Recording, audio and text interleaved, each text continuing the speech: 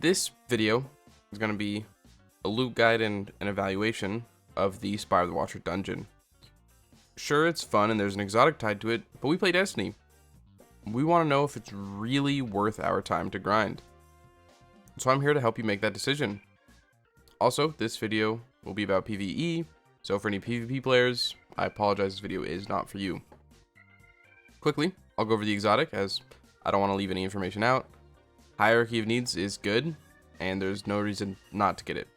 And if you want it as fast as possible, the best way and fastest way is just one clear on each character each week.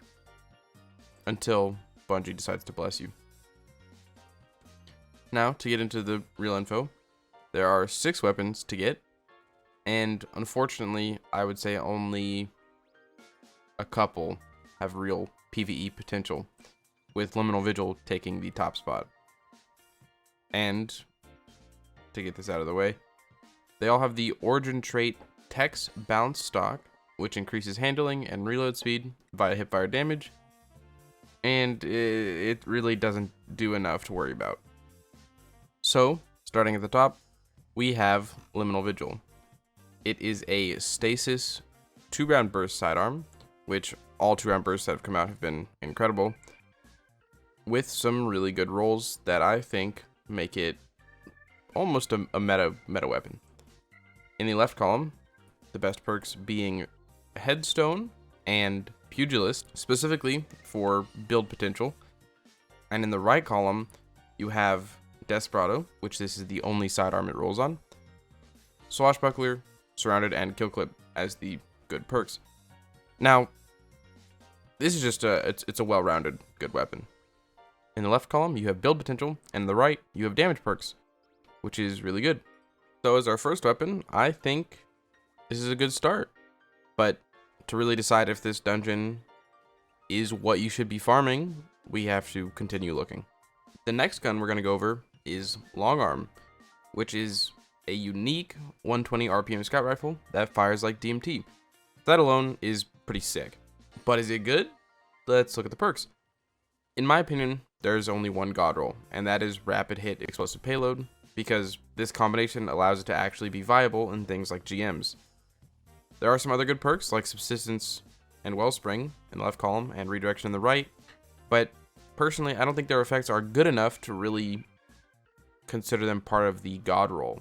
Now unfortunately, this weapon has a lot of competition for a primary arc weapon. It doesn't have great damage perks, doesn't have great build potential. There's a lot of things that beat it out, but it's cool, so we'll take that into account. But from here on out, the guns start to get a little weaker. Next, we've got another unique gun in the form of the Void Wilderflight, whatever, I'm going to call it Wilderflight. It's a grenade launcher that shoots 2 projectiles. I'm sure you've seen it. But is it good?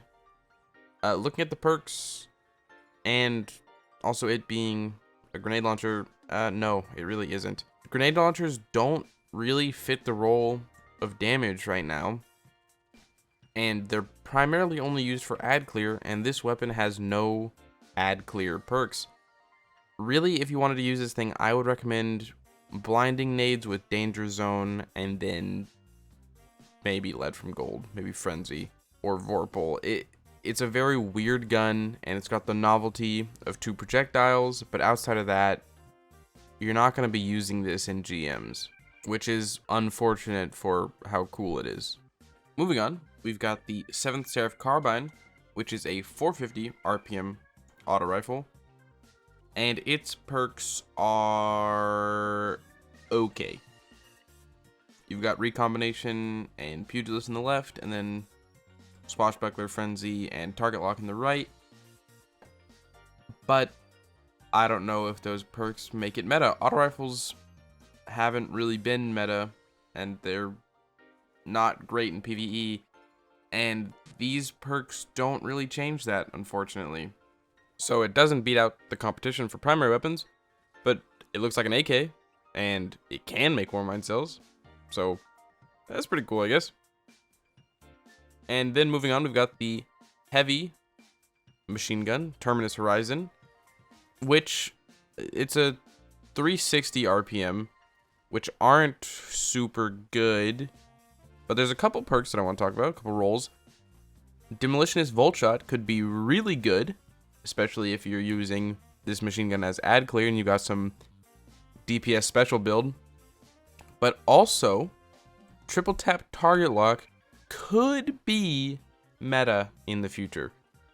Now, I don't want to place any bets or anything like that, but if they do something to machine guns, this gun could be DPS meta, maybe, if you have your tinfoil hat on.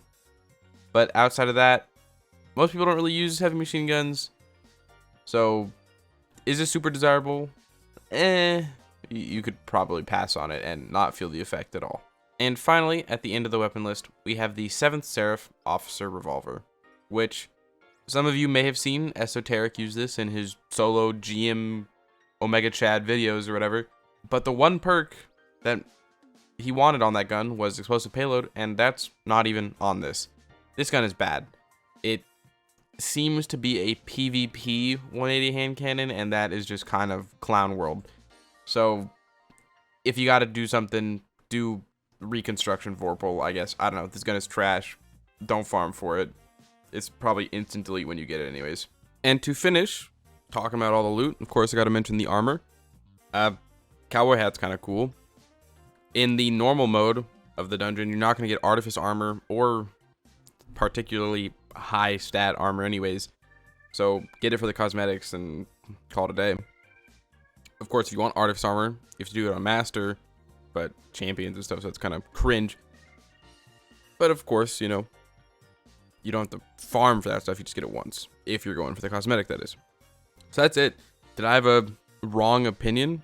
Is there something I missed? Do you think this dungeon is absolutely, everybody should farm it, everybody should get the god roll of the 7th Seraph Officer Revolver? If you do, tell me in the comments. I'm going to keep on doing this, so I'll be doing, you know, evaluations of each piece of content in this game. Let you know, should you farm it? Is it worth your time? Does it respect you? But thank you for watching. Hope to see you around.